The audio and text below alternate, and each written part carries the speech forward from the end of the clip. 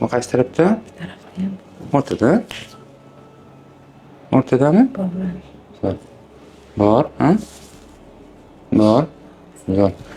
Bemorimiz Tojikistondan chap tomonlama eshik pasayishini shikoyat qilgan. Bunga olganda o'zi 1 yil oldin ikkita tomonlama eshik pasaydi bo'ladi.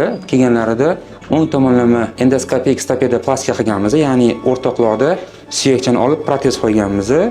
Yaxshi ketganlaridan keyin ikkinchi quloqlari kelishdi va ikkinchi quloqlarni ham 1 oy oldin bajardik. Mana alhamdulillah juda ham zo'r rezultat.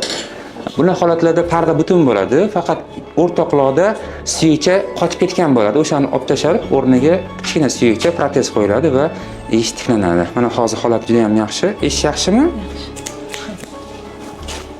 88. 88. 95. 95. Samolyot. Samolyot. Juda ham zo'r.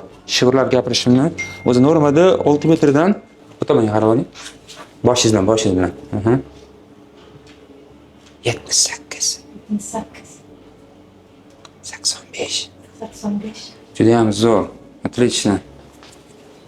Bitta kameradan ko'raylik quloqning ichini, pardangiz holatini. Buni ko'rishingiz mumkin. Parda butun turibdi. Stop bosib olasizmi? Mana parda butun. Pardani yonidan kesib parda ko'tariladi va o'rta quloqdagi suyakcha almashtiriladi va parda joyiga qo'yilib, gubka qo'yiladi. Hozir gubkasini olib tashladik. Pardalar butun turibdi va eshiklari ham alhamdulillah ideal holatda.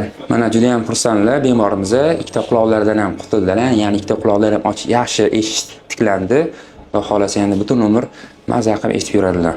Kuningiz xayr bo'lsin, salomat bo'ling.